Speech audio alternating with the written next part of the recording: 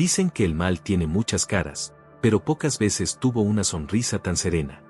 Cuando los soldados aliados entraron al campo de concentración de Buchenwald en 1945, creyeron haberlo visto todo, pero lo que encontraron dentro de aquella mansión, a pocos metros de las alambradas, los dejó sin palabras.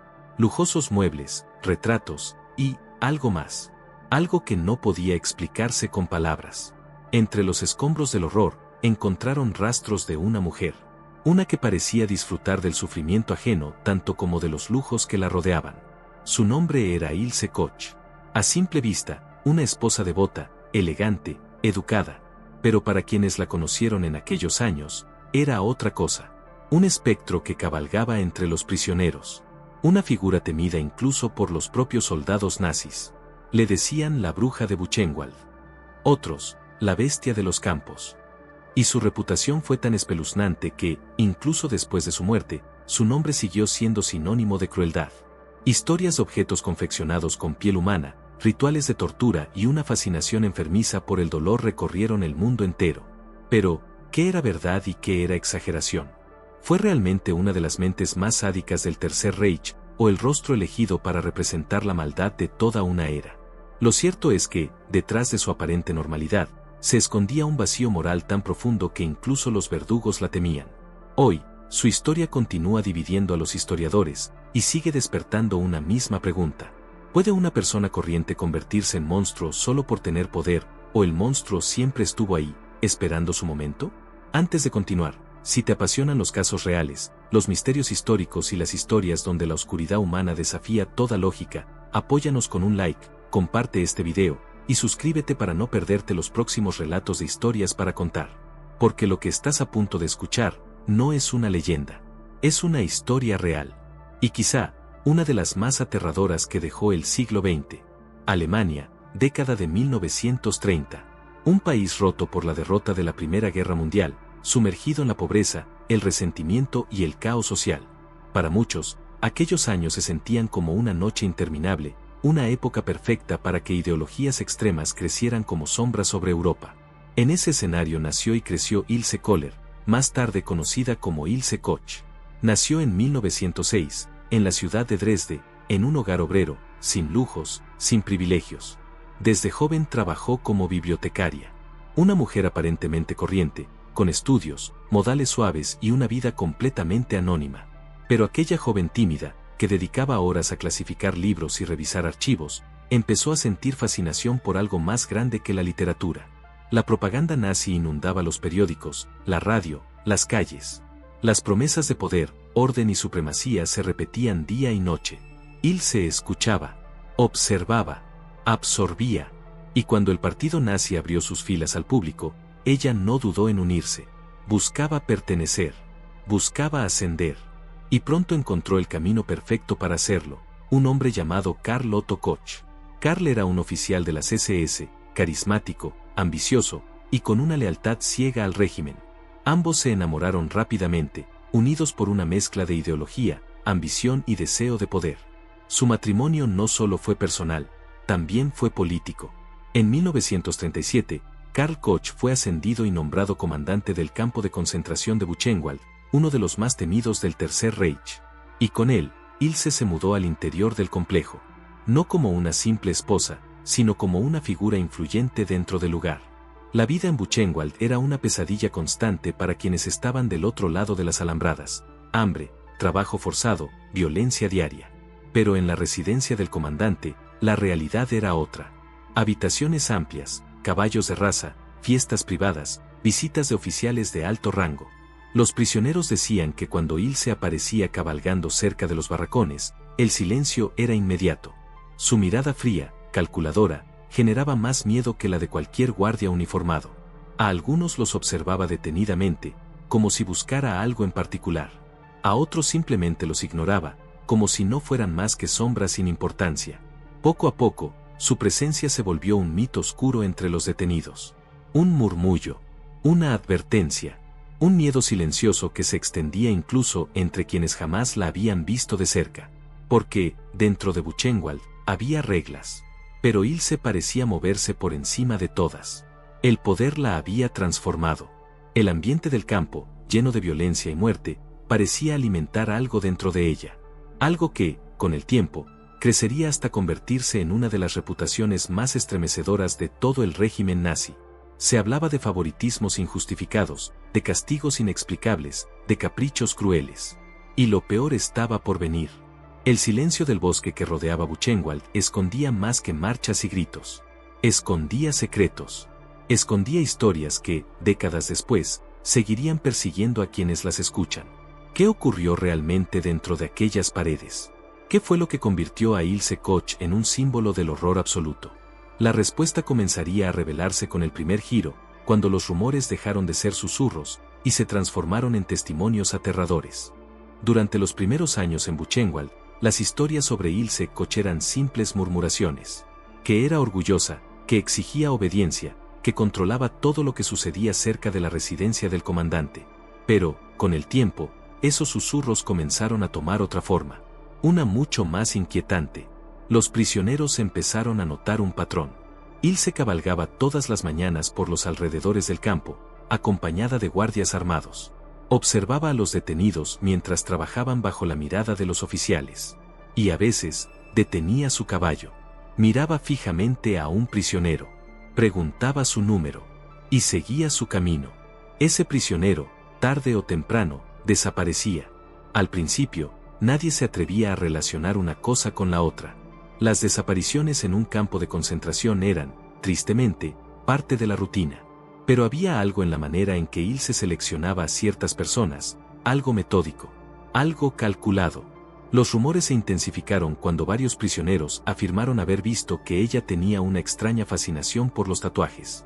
Le llamaban la atención las figuras, los símbolos, los rostros. Observaba detenidamente los brazos, los torsos, las espaldas de los prisioneros en las pocas ocasiones en que los veía sin camisa. Para muchos, aquella obsesión parecía un simple capricho.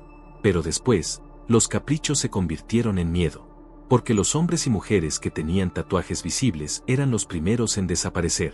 Hasta ese momento todo eran palabras, temores, declaraciones entre susurros. Pero el verdadero giro llegó cuando los aliados entraron a Buchenwald en 1945. El campo fue liberado. Las puertas se abrieron. Los prisioneros sobrevivientes comenzaron a hablar. Y lo que revelaron estremeció incluso a soldados que ya habían visto horrores indescriptibles durante la guerra.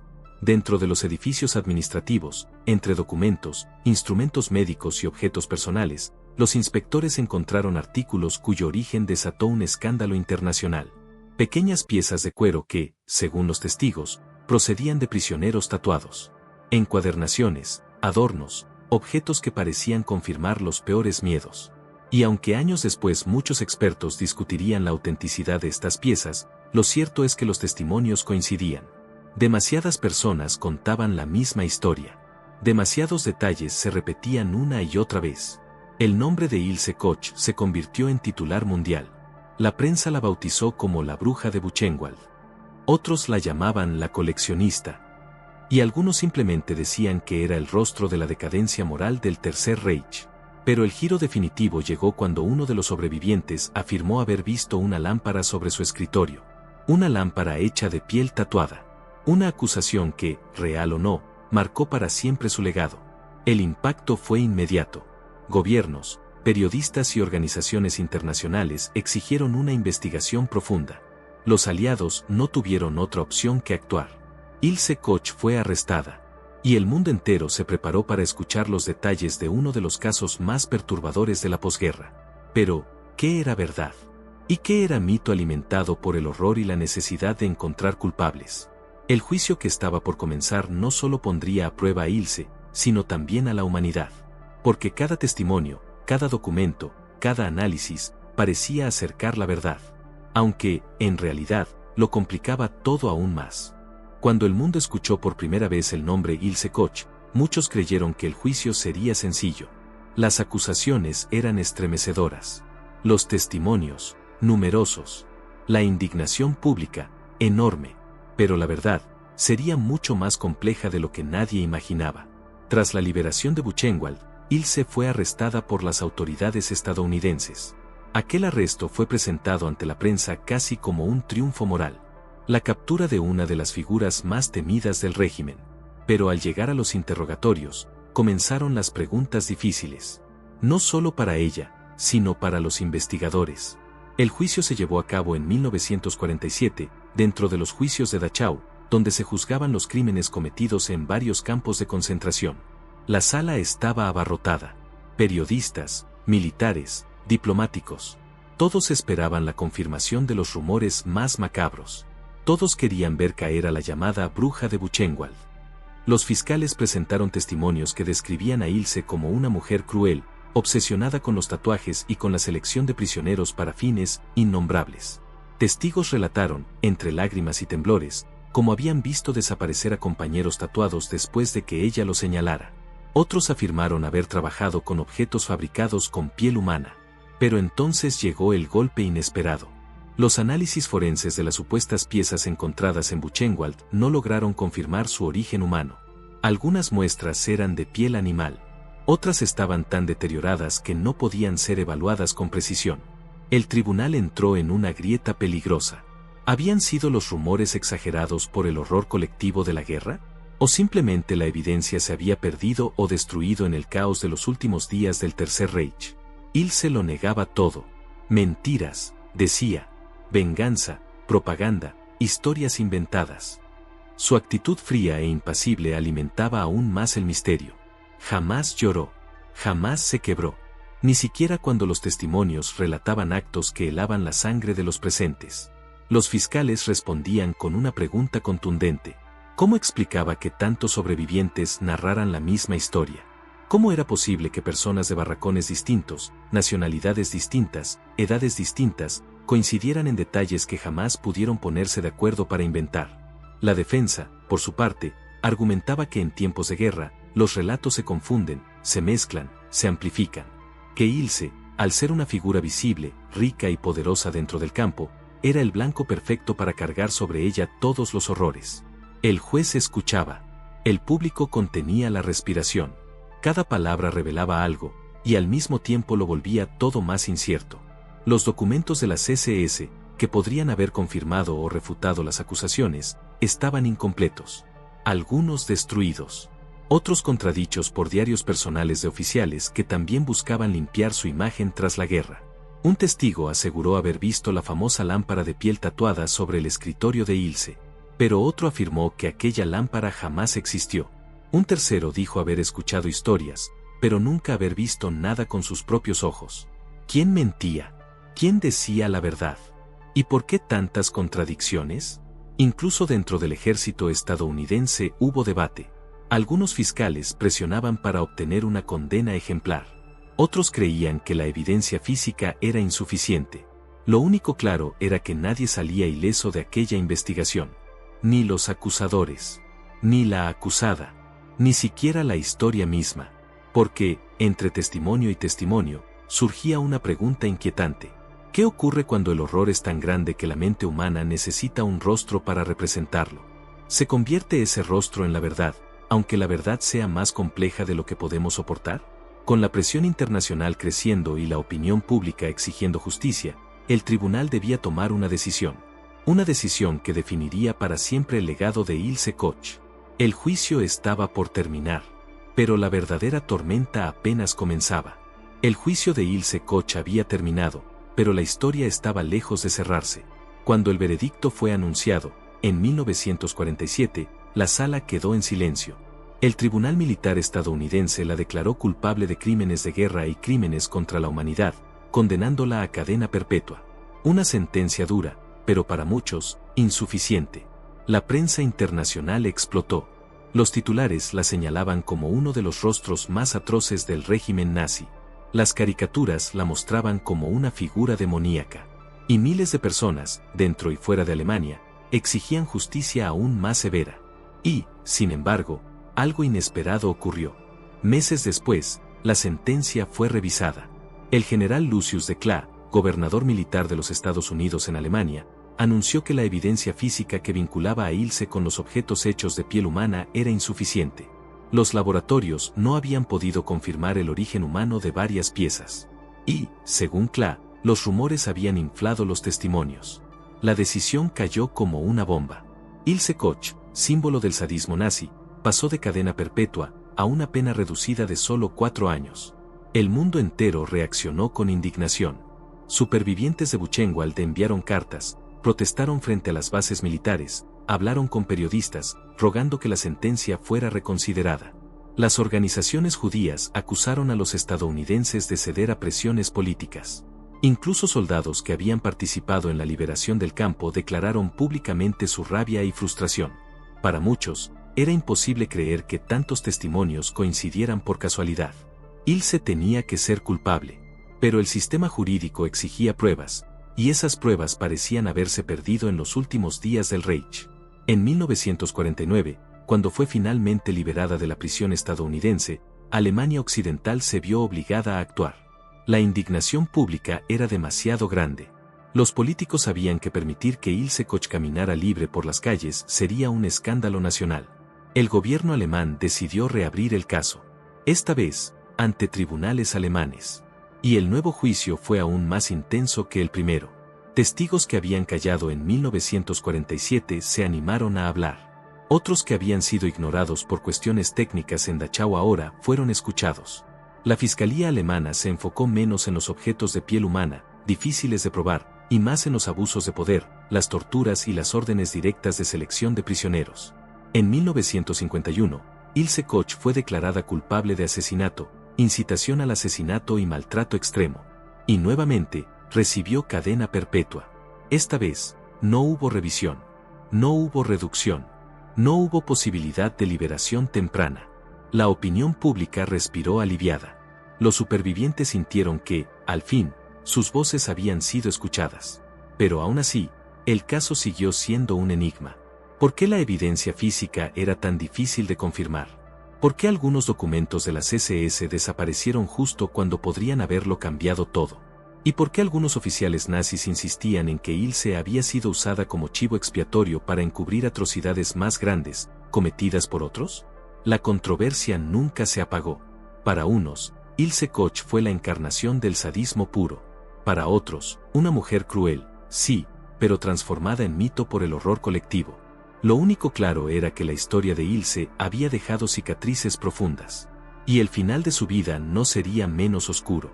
Nadie imaginaba que, detrás de los muros de la prisión donde cumpliría su condena, se escribiría el capítulo más enigmático de todos. Un capítulo que incluso hoy, sigue generando preguntas. Cuando Ilse Koch volvió a prisión para cumplir su segunda condena de cadena perpetua, el mundo creyó que la historia había llegado a su fin. Pero las sombras alrededor de su figura apenas estaban comenzando a tomar forma definitiva. Durante sus primeros años en la cárcel de mujeres de Eichach, en Baviera, Ilse mantuvo una actitud fría y distante. No hablaba con las demás reclusas. No participaba en actividades. Caminaba con la cabeza alta, como si aún llevara consigo la autoridad que alguna vez tuvo en Buchenwald. Era una prisionera, pero actuaba como si fuera una visitante temporal. Con el tiempo, esa fachada empezó a desmoronarse. Ilse recibía cartas. Muchas. Algunas de apoyo. Otras de odio absoluto. Pero había una que la marcó para siempre, una carta escrita por su hijo, nacido durante su detención anterior. La carta decía que quería conocerla, que necesitaba saber quién era su madre, y si todavía quedaba humanidad dentro de ella. Cuando finalmente se reencontraron, años después, su hijo escribió en sus memorias que aquel encuentro lo dejó devastado. Que la mirada de Ilse era vacía, insondable, rota. Como si la culpa, la vergüenza o tal vez el resentimiento hacia la vida misma la hubieran consumido desde dentro. Aquel encuentro fue también el último. Jamás volverían a verse. Para los guardias que la observaban en prisión, Ilse era un enigma viviente. No lloraba. No confesaba. No explicaba nada. A veces escribía cartas, otras veces pasaba horas mirando la pared. Sus compañeras decían que se despertaba sobresaltada por las noches, como si escuchara gritos que solo ella podía oír. El 1 de septiembre de 1967, una guardia encontró algo que nadie esperaba. Ilse Koch estaba colgada en su celda, muerta, a los 60 años. Había utilizado una sábana. No dejó carta. No dejó mensaje. Nada. Oficialmente, fue un suicidio. Oficialmente, la historia terminó ahí. Pero, ¿de verdad terminó? La noticia del suicidio generó una ola de preguntas. Algunos afirmaban que Ilse llevaba años cayendo en una profunda depresión.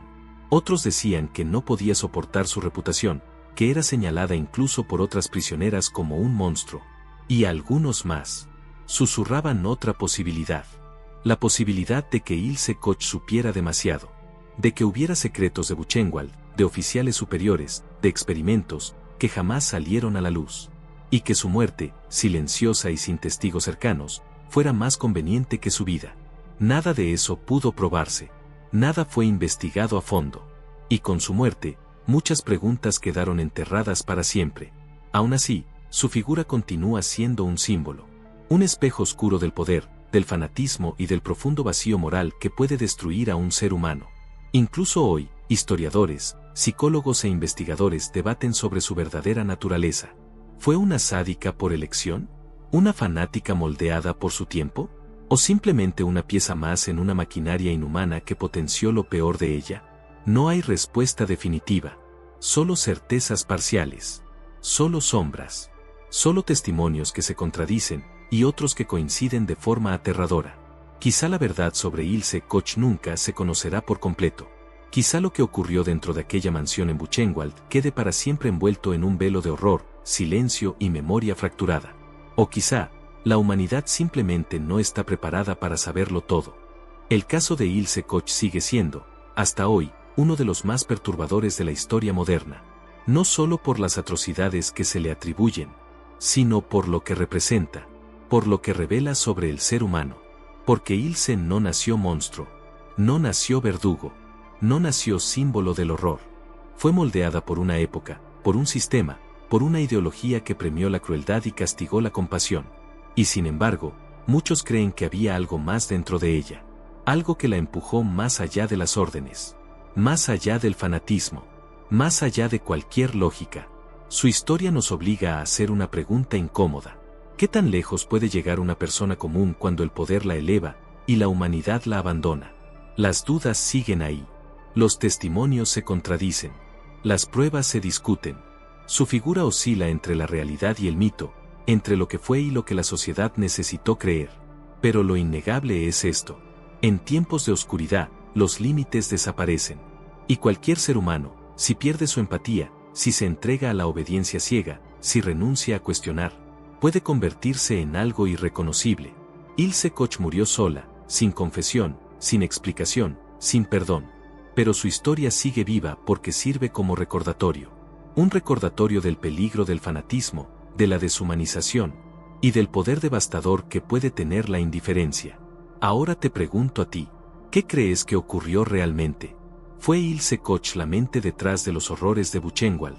¿O un rostro conveniente para cargar con las sombras de toda una época? Tu opinión importa. Tu teoría importa. Déjala en los comentarios. Quiero leerte.